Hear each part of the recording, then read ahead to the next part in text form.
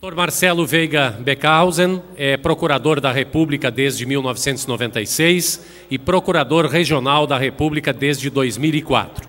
Procurador regional eleitoral titular na Procuradoria Regional Eleitoral, mestre em Direito pela Unicinos e professor de Direito Constitucional e Ciência Política na mesma universidade. De imediato passamos a palavra à doutora Caroline Oliveira Rocha para a condução dos trabalhos. Muito bom dia a todos os presentes, dando continuidade às nossas atividades desta manhã. É com imensa alegria que eu participo desse painel com o Dr. Marcelo Beckhausen, procurador regional eleitoral, que além do seu brilhante trabalho junto ao Ministério Público Eleitoral, também é um brilhante professor com quem eu tive a honra de ser aluna.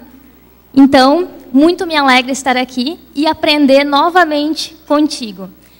A palestra, então, terá como título Registros de Candidatura. O tempo previsto deste painel é de 1 hora, sendo 45 minutos para a exposição e aproximadamente 15 minutos para perguntas, exclusivamente por escrito.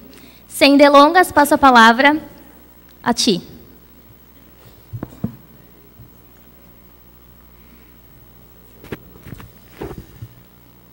Bom dia a todos. Eu inicialmente quero cumprimentar ao Dr. Décio Tiberê pela realização desse evento, a organização, enfim, a competência e os palestrantes que aqui estiveram, não é, fazem com que esse evento seja cada vez mais qualificado, enfim, e eu, em nome da Procuradoria Regional Eleitoral do Rio Grande do Sul, cumprimento o Dr. Décio e cumprimentar a doutora Caroline de Oliveira Rocha, brilhante advogada eleitoralista, não é, que eu tive o privilégio de ter sido professor na Unicinos e ter aprendido muito com ela. Não é? E hoje a minha fala aqui é uma fala de aprendizado, não é? É uma fala onde nos debates geralmente se aprende e se aprende bastante com todos os participantes. Bem, o meu tema aqui é registro de candidaturas e eu não poderia iniciar minha fala sem referir que, como membro do Ministério Público Eleitoral, a nossa tarefa nas eleições é a tarefa de fiscalização, não é, de controle, e essa tarefa ela é compartilhada com candidatos, com partidos políticos, com coligações e com a sociedade em geral. Não é? Cada vez mais a sociedade está se envolvendo com a fiscalização e o controle dos atos públicos. E uma legislação, uma eleição, justamente, ela trata disso, né, de que nós possamos fazer com que a legislação, enfim, as decisões da Corte Eleitoral, do Tribunal Superior Eleitoral, sejam, sim, observadas em todos os momentos. Como membro do Ministério Público, eu tenho a dizer algumas questões. Essa não é uma eleição para o procurador regional eleitoral ou para os procuradores regionais eleitorais. Não é? Os protagonistas desta eleição no Ministério Público, na minha instituição, são os promotores eleitorais. Não é? É eles que vão lá nos seus municípios, enfim, lá onde tem suas atribuições, é eles que vão desenvolver essa atividade fiscalizatória, essa atividade de controle. Não é? A Procuradoria Regional Eleitoral ela vai atuar quase que exclusivamente no campo dos pareceres, não é? No campo, como se costuma dizer, de custos legis. Não é? Os processos sobem até o Tribunal Regional Eleitoral e ali sim recebem o pronunciamento da Procuradoria Regional Eleitoral. Então essa é uma tarefa quase que exclusiva dos promotores eleitorais. Eu vou ter 3 encontros com os promotores eleitorais, iniciam segunda-feira, né? São com todos os promotores que vão desenvolver suas atividades aqui no estado do Rio Grande do Sul, e nessas atividades é que eu vou poder, assim, observar que tipo de alinhamento que o Ministério Público vai ter nessas eleições. Porque nós temos um princípio que se chama independência funcional, ou seja, eu, na minha atividade cotidiana no Tribunal Regional Eleitoral, tenho a independência funcional, tenho autonomia para emitir pareceres, inclusive contra o posicionamento do promotor eleitoral de primeiro grau. Tordécio, enfim, os advogados eleitoralistas estão acostumados a ver o Ministério Público no segundo grau emitir um parecer contra uma AIGE que foi ajuizada por um promotor, uma denúncia que foi ajuizada por um promotor. Enfim, isso é comum. Mas nós também temos outro princípio constitucional que se chama unidade. E esse, para mim, é um princípio muito sagrado. E na unidade institucional, o que se tem é atos coordenados entre os ministérios públicos, vamos dizer assim. Então, eu não pretendo, assim, avançar muito no sentido de tomar posicionamento sem antes ouvir os meus colegas de primeiro grau. Claro, essa palestra aqui, obviamente, eu vou trazer alguns posicionamentos que eu já possuo em relação a alguns temas, vou trazer algo da jurisprudência, da legislação, enfim, mas alguns temas, e até eu peço desculpas aos participantes, alguns temas, inclusive relacionados a casos concretos, eu sequer posso responder. O Ministério Público está... É vedado ao Ministério Público responder consultas. Então, às vezes, quando vocês trazem algum caso concreto, não é que eu não queira... eu posso não saber, não é que eu não queira responder, mas é que a própria Constituição nos veda esse tipo de atividade. Enfim, registros de candidatura, que é o tema da minha exposição. Esse tema, ele cada vez mais adquiriu uma importância, uma relevância. Por quê?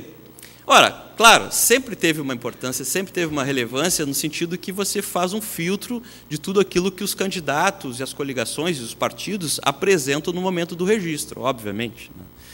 Mas adquiriu uma importância desde 2010 por uma lei, em função de uma lei, que é a Lei 135 de 2010, a alcunhada Lei da Ficha Limpa. A Lei da Ficha Limpa, ela, além dos filtros normais sobre condições de elegibilidade, capacidade eleitoral passiva e ativa, ela permite um filtro a respeito de questões extremamente importantes. Se o candidato foi condenado ou não no colegiado, se o candidato sofreu uma ação de improbidade administrativa, de abuso de poder, ações eleitorais, enfim, uma série de, vamos dizer assim, requisitos que o candidato ele tem que preencher para poder se candidatar, para poder receber o voto da população. Essa lei, eu entendo que ela é um marco histórico na legislação eleitoral, no nosso ordenamento jurídico, porque ela faz o que há muito tempo se exige, que o candidato ele tenha, vamos dizer assim, que ele não tenha... Eu vou dizer exatamente o termo, que não tenha ficha suja, que ele possa exercer o seu mandato sem ter isso, ou já ter preenchido os requisitos temporais da lei. A lei ela fala em 8 anos, se o candidato passou se decorreram esses 8 anos e o candidato, enfim, já pode se candidatar, ele está liberado pela legislação. Então, o registro de candidaturas ele tem essa concepção, cada vez mais importante. Pois bem, quando nós tratamos de registro de candidatura, nós tratamos de legislação. A legislação, claro, a Constituição é o que nos conduz, a Carta Constitucional, e a legislação específica seria a Lei das Eleições, a Lei 9.504, o Código Eleitoral, também, que já é uma legislação antiquada, mas que também foi revitalizada agora pela chamada reforma, ou nano-reforma, como preferirem. A Lei 64 de 90, que trata das questões envolvendo desincompatibilização e também inelegibilidades, agora atualizada pela 135 de 2010, e as resoluções do TSE. As resoluções são extremamente importantes. O poder normativo da justiça eleitoral é um poder muito questionado no campo da ciência política, isso é verdade, muitos se debruçam sobre os limites desse poder normativo, mas a verdade é que ele acontece antes das eleições, através da edição dessas resoluções. Não é? A Justiça Eleitoral já avançou significativamente em muitas ocasiões. Eu vou lembrar vocês a questão, por exemplo, da fidelidade partidária. Não é? Agora nós tivemos, pelo Supremo Tribunal Federal, a questão do financiamento de campanha. Não é? Agora nós temos no nosso país, isso é uma novidade, eu diria... Novidade não, porque ela já existiu em outros momentos legislativos, mas ela é uma novidade no sentido de que hoje as instituições estão aparelhadas para tentar fiscalizar essa atividade de financiamento de campanhas. Né? Então, hoje nós temos o quê? Doações de pessoas físicas e também verba pública. Né? Verba pública que é direcionada para as candidaturas, para os partidos políticos que distribuem essa verba. Então, nós temos uma espécie de financiamento misto, doações de pessoas físicas e também a questão envolvendo a verba pública, não é? Chamado fundo partidário. E isso vai ser antes de iniciar, isso vai ser objeto de uma, vamos dizer assim, a eleição de 2016 vai ser um laboratório. Né? O Ministério Público está desafiado desde a adoção desta providência pelo Supremo e também pelo veto presidencial em relação a essa matéria na última reforma política, vamos dizer assim, entre aspas, não é? Mas está desafiado no sentido de como fiscalizar, né? Como é que vai se dar essas... Será que vão existir doações ocultas? Não é? O doutor trouxe essa provocação na sua fala inicial aqui, doações ocultas. Vão existir? De que forma nós vamos apurar isso? Não é? Vão existir os chamados laranja, que considerarão seu CPF para financiar as campanhas.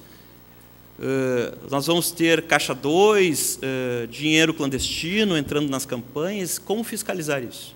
E isso não é só um desafio do Ministério Público, não, é um desafio de todos, né?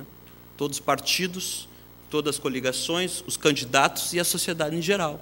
Né? Quando se evidenciar que um candidato está usando mais dinheiro do que pode, né, do que poderia, enfim, isso tem que ser denunciado ao Ministério Público, enfim, que deverá adotar as providências necessárias para debelar isso. Pois bem, isso é uma das novidades, né? Existem outras. Registro de candidatos. O processo de registro de candidato, muitas vezes, de registro das candidaturas, muitas vezes não possui um contencioso, né? Às vezes o candidato ele traz todos os documentos necessários, na maior parte das vezes, aliás, né? Traz todos os documentos necessários e esses documentos já servem para que ele comece a sua campanha, já comece a sua trajetória tentando buscar votos. Né? Então, ele não é necessariamente contencioso, mas ele tem um caráter jurisdicional.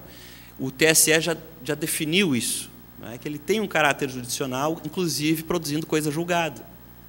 Ele produz coisa julgada. O que é definido durante este processo do registro de candidatura gera coisa julgada para os candidatos, para os partidos, para as coligações. Inclusive, não podendo ser desafiado esse processo de registro de candidatura via mandado de segurança. Aliás, falando sobre mandado de segurança, o processo judicial eletrônico já está instalado. Eu não sei, nem todos aqui são do Rio Grande do Sul, não é? Que são de outros estados. O processo judicial eletrônico já está instalado aqui no Rio Grande do Sul. O Rio Grande do Sul é o segundo estado onde a Justiça Eleitoral instalou o processo eletrônico, né? E uma das ações que são utilizadas no processo eletrônico é o mandado de segurança. Mandado de segurança, habeas corpus, habeas data e as cautelares também. Né? Então, agora pode-se utilizar do processo judicial eletrônico, a OAB participou, enfim, o Ministério Público também, em relação à questão do mandado de segurança. A doutora Caroline falou assim, você preparou 84 lâminas. Aí eu fiquei pensando, eu fui produzindo as lâminas assim, né? E aí eu fiquei apavorado, né? Imagina vocês agora sabendo disso, 84 lâminas, eu vou ficar até de tarde aqui conversando, né? Mas eu vou passar algumas questões, enfim. As convenções, não é? Os registros iniciam pelas pelas convenções, e aqui uma novidade, né? Agora não é mais no início de julho, quer dizer, as eleições não iniciam agora no início de julho, não é? Então as convenções também foram antecipadas. Então agora o prazo para a escolha dos candidatos é do dia 20 de julho até 5 de agosto. Esse é o prazo agora definido para a realização das convenções. Não é o meu tema aqui, mas vocês sabem, né? Essas convenções partidárias, elas possuem uma legislação específica que trata delas, a respeito da propaganda que pode ser feita nas convenções partidárias, né? É uma propaganda que ela tem que ser muito mais interna do que externa, ela não pode, vamos dizer assim, produzir uma propaganda extemporânea ou intempestiva, né? Por mais que, hoje em dia, a legislação relacionada à propaganda esteja bem flexível, né? Menos rigorosa, né? Hoje, praticamente, o candidato, só se ele chegar e pedir o voto aqui. Se eu fosse candidato, eu quero o voto de vocês. Aí sim seria propaganda intempestiva. Agora, se eu dissesse assim, eu sou o melhor candidato de todos, eu sou o mais hábil, eu sou o mais inteligente, não é? Eu poderia fazer isso, e isso talvez, claro, né? Talvez não se caracterizasse, dependendo do Ministério Público, né, se é mais rigoroso, né? Talvez isso não se caracterizasse como propaganda extemporânea. Né? Bom, aqui existem alguns temas que são bem específicos, não é, a respeito das orientações que vêm dos diretórios nacionais. Eu recordo bem, eu participei da eleição de 2012 como procurador substituto, né? Se não me engano, existiam duas resoluções, enfim, não sei como é o termo, não sei qual é o ato, uma do PSDB e outra do PT, que eles não poderiam se coligar um com o outro em qualquer estado. Eu me lembro bem dessas soluções internas dos partidos, enfim, isso aconteceu assim raras vezes no estado do Rio Grande do Sul, e aí os diretórios interviam, etc. Né? É uma questão assim rara, né? Mas acontece, e enfim. Mas não é uma questão bem específica, né? E pode ocorrer a anulação, etc. Pode ocorrer muito. Eu peguei, acho que 2 ou 3 casos de fraudes nas convenções, não é? Dos sujeitos alterarem o que foi decidido na ata, etc. Não é? Isso pode, é claro, produzir uma investigação, um indiciamento, um inquérito e, inclusive, uma denúncia, não é? Sobre isso. Condições de elegibilidade: nacionalidade, pleno exercício dos direitos políticos, alistamento, domicílio eleitoral, filiação partidária, idade mínima e alfabetização. Mudou. Idade mínima, né? Isso nos interessa. Prefeito, 21, vereador, 18. Mas qual a data a ser apurada? Né? Até então, a data a ser apurada era no momento da eleição. Não é? A idade mínima constitucionalmente estabelecida como condição de elegibilidade é verificada tendo por referência a data de posse, salvo quando fixada em 18 anos, hipótese em que será aferida na data limite para o pedido de registro. Então, o candidato a vereador, ele já precisa ter 18 anos quando do registro. Não é? Isso antes era a eleição ou a diplomação, a da data da diplomação, se não me engano. Bom, isso é uma mudança, não é, que, enfim, deve ser considerada no momento das candidaturas. Não sei se isso é positivo ou não é? Se existiria um processo de amadurecimento tão rápido nesse período, né? Mas, enfim. Domicílio e filiação partidária. Domicílio 1 ano antes do pleito. Né? Domicílio, eu quero falar um pouquinho sobre domicílio e também sobre filiação, que mudou, não é? Agora, eu não sabia, tem isso aqui, eu olhando para a tela ali, me desculpe. É a minha não habilidade para tratar desses de palestras. Né? Pois bem, 1 ano antes do pleito, existia uma proposta do senador José Serra no sentido de que não existisse mais prazo algum para o domicílio eleitoral. Essa proposta não vingou e continua 1 ano. O que modificou são os 6 meses de filiação partidária. Então, domicílio eleitoral, desde 2 de outubro de 2015, com a filiação deferida pelo partido político desde 2 de abril de 2016, e aqui vem uma questão importante, podendo o estatuto partidário estabelecer prazo superior. Isso acontece às vezes, né? Isso acontece do partido, através do seu estatuto, poder definir mais de 6 meses, um prazo superior a esse. E o que acontece? Como enfrentar isso? Né? Essa questão nós estamos já discutindo, os procuradores regionais eleitorais, né? Nós temos um grupo de discussão, e não existe nada muito definido sobre isso. Não é? Inicialmente, eu tinha uma posição no sentido de que o direito fundamental da capacidade eleitoral passiva, não é? Ele, ponderando em relação à autonomia partidária, ele deveria prevalecer. Não é? Então, se o sujeito tinha 6 meses de filiação, possuía 6 meses de filiação, e o estatuto previa um prazo superior, estes 6 meses do filiado prevaleceria. Mas existe uma grande discussão sobre isso, não é? Inclusive de quem estaria legitimado para discutir esse assunto junto à Justiça Eleitoral. Se só os filiados internamente, se só o partido internamente e o Ministério Público, o juiz, no seu poder de ofício, né? Ou os partidos adversários, coligações adversárias, poderiam discutir isso. Né? Vejam que não são todos os partidos que têm essa questão. Essa tabela foi feita pela Procuradoria Regional Eleitoral de São Paulo. Não é? É óbvio que pode conter equívocos, não é?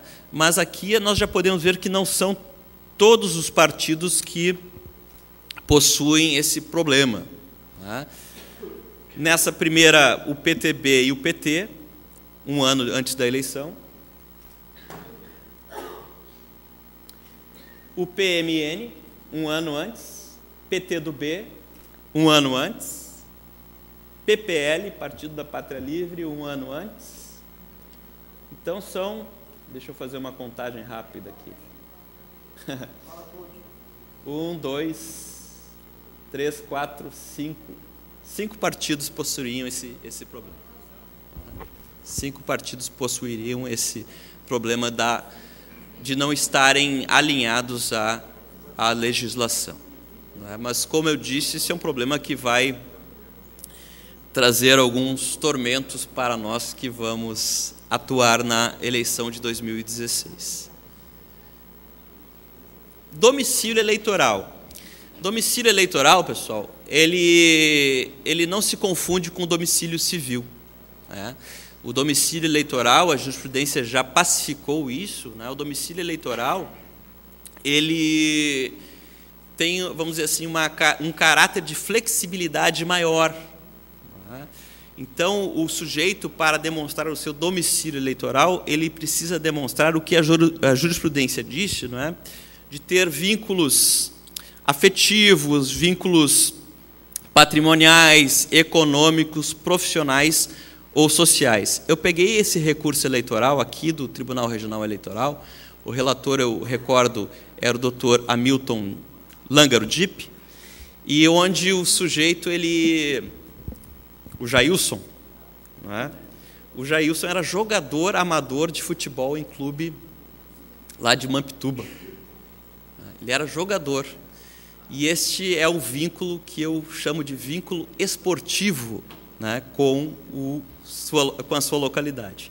Então, até mesmo o vínculo esportivo pode ser levado em consideração quando se define domicílio eleitoral. Isso, claro, na nossa jurisprudência local aqui, na nossa paróquia, né? Talvez o Tribunal Superior Eleitoral não concorde com isso. Eu não concordei à época, o meu parecer era contrário. Né? Mas, enfim, essa é a posição atual do Tribunal Regional Eleitoral. Alfabetização, não é? A alfabetização, a questão do sujeito ser alfabetizado para poder concorrer nas eleições é uma matéria assim bastante delicada, não é? eu recordo de algumas situações onde o candidato sequer foi fazer o teste, né? Às vezes o juiz pode promover esse teste para verificar se o candidato é alfabetizado ou não, né? E o sujeito sequer compareceu porque se sentiu constrangido. Então, realmente é um processo, esse processo de verificação é um processo que o juiz deve ter imensa sensibilidade, né? Especialmente em localidades pequenas, em localidades rurais, enfim, onde o sujeito quer ser candidato, mas, enfim, não se expressa bem, não consegue escrever e ler corretamente, enfim. Então, o juiz, quando faz esse teste, ele tem que ter sensibilidade, ser um local reservado, ser sujeito ficar isolado, enfim, né? Ele tem que ter essa sensibilidade. E o teste de alfabetização não é um teste que o sujeito vai ter que demonstrar erudição, vai demonstrar grande conhecimento, grande cultura, não. É um teste simples para demonstrar que o candidato, enfim, né, o pretenso candidato, o candidato a um mandato, ele possa, vamos assim, compreender o que está acontecendo. Eu recordo de uma situação em que tinha sido indeferido o registro de candidatura, mas aí o candidato demonstrou que tinha sido secretário do município por 3 legislaturas, né? Então, o tribunal, assim, até o parecer aí era nesse sentido, né? O tribunal entendeu que sim, estava demonstrado que o candidato tinha a compreensão até pelo exercício do cargo político. Não é? Mas isso também não é uma matéria tão pacífica assim no Tribunal Superior Eleitoral, que já entendeu que mesmo o sujeito tendo exercido mandatos, cargos eletivos, não é? Isso não é demonstração de que ele é alfabetizado, não é? E mandando o processo retornar para que o teste fosse realizado, não é?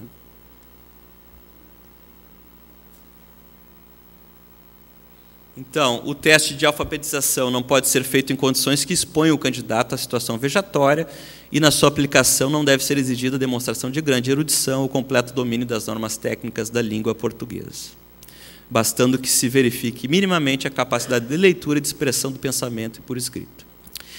Reeleição. Enfim, os prefeitos e quem os houver sucedido ou substituído no curso dos mandatos poderão concorrer à eleição para um único período. O prefeito reeleito não poderá candidatar-se ao mesmo cargo, nem ao cargo de vice, para mandato consecutivo no mesmo município. E para concorrerem a outros cargos, presidente, os chefes de poder executivo, municipal, estadual e federal, devem renunciar aos respectivos mandatos em até 6 meses antes do pleito. Aqui é uma consulta do Tribunal Regional, respondida pelo Tribunal Regional Eleitoral. Vocês sabem, a Justiça Eleitoral detém, além do poder normativo, um poder consultivo, vamos dizer assim. Ele responde a consultas, né? Essas consultas, elas têm alguns requisitos, elas não podem ser sobre caso concreto, elas têm que ser abstratas, enfim, o sujeito tem que ter legitimidade para poder interpor essas consultas, enfim, existe uma série de requisitos, né, para serem respondidas pelos tribunais eleitorais.